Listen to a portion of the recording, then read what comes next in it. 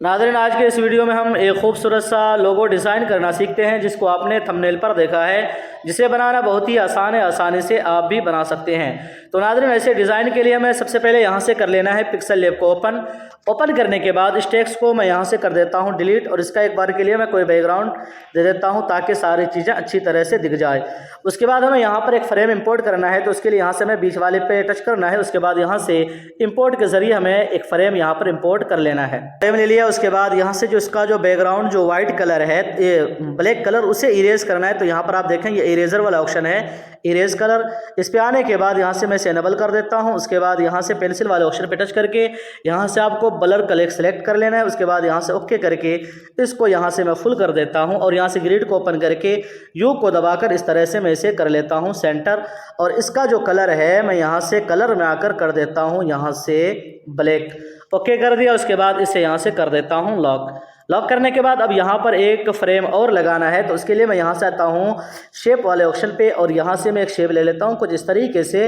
नीचे आकर इसकी ओपेसिटी ख़त्म कर देता हूँ, और नीचे आकर स्ट्रोक को मैंने यहाँ से कर दिया है फुल। उसके बाद यहाँ से ओके करके ग्रिड को ओपन करके यहाँ से हमें इस तरह से इसको बड़ा कर लेना है कुछ इस तरीके से।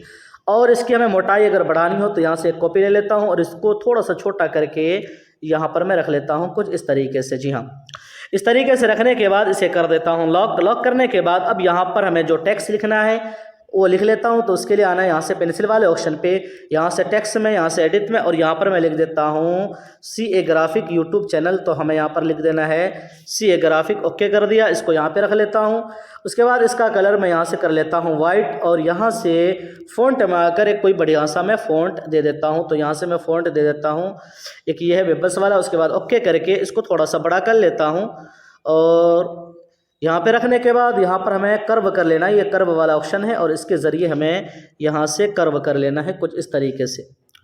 तो मैं यहाँ पर कर्व कर लिया। उसके बाद ओके करके और यहाँ से रिलेटिव पोजीशन वाले ऑप्शन के ज़रिए और इसके ज़रिए हमें कर लेना है सेंटर। उसके बाद ओके करके यहाँ से हमें इसकी एक कॉपी लेनी है, एडिट में आना है, और यहाँ पर आप कुछ भी लिखना चाहें तो आप लिख सकते हैं। तो मैं यहाँ पर लिख देता हूँ यूट्यूब चैनल और एंड फेसबुक पेज लिख दिया। उसके बाद इसको यहाँ से हमें कर देना है छोटा थोड़ा सा, ताकि ये पूरे फ्रेम के अंदर आ जाए। जी हाँ, कुछ इस तरीके से। और यहाँ से मैंने जो कर्व वाला ऑप्शन जो इस्तेमाल किया था प्लस की तरफ, इसे हमें कर देना है माइनस की तरफ फुल यहाँ से। और अब यहाँ पर मैं छोटा करके इसको अच्छे से सेट कर लेता हूँ साइज़ वाले ऑप्शन पे आके। जी हाँ, यहाँ पर अच्छे से सेट कर लेना है इस तरीके से। तो यहाँ पर मैंने इसे भी सेट कर दिया। उसके बाद यहाँ से कर देता हूँ दोनों को लॉक। अब यहाँ पर आप अपना लोगो वगैरह कुछ भी, या उर्दू में आप कैलीग्राफी करके यहाँ पर नाम लिख सकते हैं। तो मेरे पास लिखा हुआ है मेरे चैनल का नाम, तो मैं उसे इंपोर्ट कर लेता हूँ। बीच वाले ऑप्शन पे टच किया, उसके बाद इंपोर्ट पे देख सकते हैं ये है मेरे चैनल का नाम। मैंने इसको किसी से लिखवाया था, हाथ की कैलीग्राफी है, ये कोई फ़ॉन्ट वगैरह नहीं है, बल्कि इसको मैंने हाथ से लिखवाया है। उसके बाद इसका जो कलर है मैं यहाँ से कर देता हूँ ब्लैक, और इसे भी सेंटर में करके इन सभी को हमें कर देना है एक साथ मर्ज। तो यहाँ से आना है लेयर वाले ऑप्शन पे, उसके बाद इस वाले ऑप्शन पे आके इन सभी को हमें कर देना है यहाँ से टिक मार के इस वाले ऑप्शन पे टच करके यहाँ से मैंने कर दिया है ओके। तो ये एक साथ यहाँ पर जुड़ गया है। उसके बाद यहाँ से हमें आना है इरेज कलर में, क्योंकि हमें यहाँ से ये जो वाइट कलर है इसे इरेज करना है। तो उसके लिए हमें यहाँ से फिर से इरेज कलर में आकर इसे इनेबल कर देना है, और इसे यहाँ से फुल करके ओके कर दिया है। तो देखिए कुछ इस तरीके से ये हमारा कलर इरेज हो गया।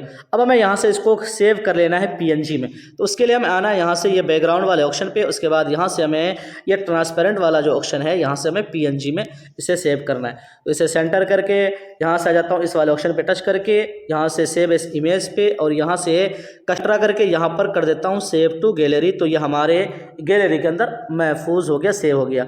अब आगे का काम हमें करना है, यहाँ से आना है हमें क्रोम ब्राउज़र को ओपन कर लेना है, और यहाँ पर हमें फोटोपिया को ओपन करना है। मैंने यहाँ से फोटोपिया ओपन कर लिया है।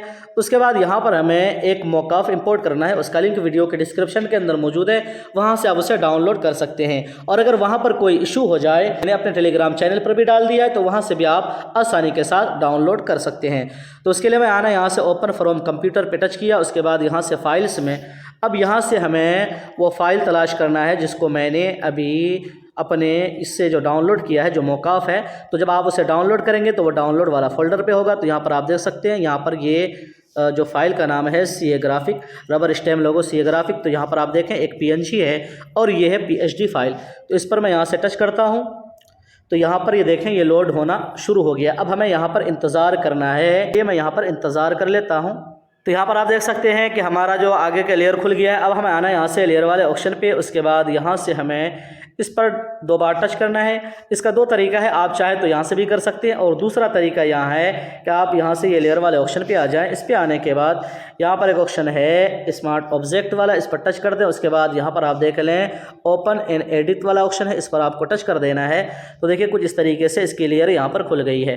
अब इसे हमें कर देना यहाँ से हाइड। अब यहाँ से आना है फिर से फाइल में, सिंपल सा तरीका है, ओपन एंड प्लेस में और यहाँ से फाइल्स में, और फिर से हमें जाना है यहाँ से 3 लाइन पे टच करके यहाँ से एल्बम में। और मैंने अभी जो डिज़ाइन बनाया है पिक्सल लैब से, उसको यहाँ से हमें कर लेना है इंपोर्ट। तो यहाँ पर देखें ये लोडिंग होना शुरू हो गया। इसको आप चाहें तो थोड़ा सा बड़ा भी कर सकते हैं।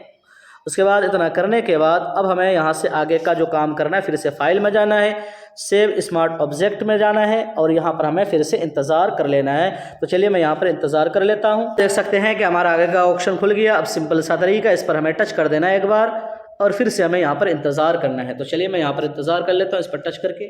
तो यहाँ पर आप देख सकते हैं कि हमारा ये जो मौकाफ़ है ये कन्वर्ट हो चुका है। यहाँ पर आप देख सकते हैं कितना खूबसूरत और ज़बरदस्त कन्वर्ट हुआ है। यहाँ पर आप देख सकते हैं, यहाँ पर आप देखें कितना लाजवाब कन्वर्ट हुआ है। उसके बाद इसे हमें सेव करना है। तो यहाँ से लेयर वाले ऑप्शन पे आएँ और यहाँ से बैकग्राउंड को और इसको, इन दोनों को आप यहाँ से हाइड कर दें, इन दोनों को। तो यहाँ देखिए ये PNG में कन्वर्ट हो गया है। अब जिसे आप आसानी के साथ PNG में अपने गैलरी के अंदर सेव कर सकते हैं। तो उसके लिए यहाँ से आ जाए फाइल वाले ऑप्शन पे, यहाँ से एक्सपोर्ट में यहाँ से PNG सेलेक्ट करें। उसके बाद यहाँ से आप देखेंगे आगे का ऑप्शन आएगा, तो यहाँ से आप सेव कर लें। तो देखिए यहाँ पर हमारा ये डाउनलोड हो गया है और ये हमारे गैलरी के अंदर महफूज हो गया। तो कुछ इस तरीके से आप कुछ ही देर में मोबाइल के अंदर एक खूबसूरत सा डिज़ाइन बना सकते हैं। तो नाज़रीन, मुझे उम्मीद है कि ये वीडियो आपको ज़रूर पसंद आएगी। पसंद आए तो वीडियो को लाइक शेयर लाजमी क्या करें और चैनल को सब्सक्राइब कर लें। फिर मिलते हैं, तब तक अपना ख्याल रखिए। अल्लाह हाफ़िज़।